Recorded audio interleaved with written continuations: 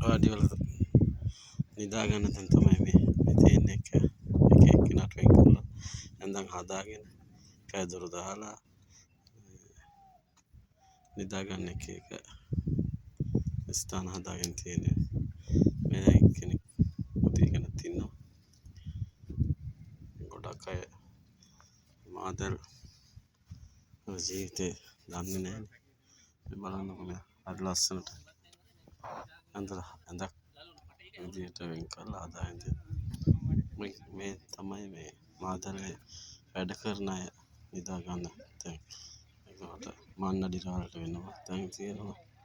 වැඩ කරන අය එක්කෙනාට වෙන ස්ථාන හදාගෙන තමයි තියෙන්නේ. බලන්නකො ලස්සනට හරි අපූර්වට ඇඳක් විදියටම සකස් වෙලා තියෙන හැටි මේ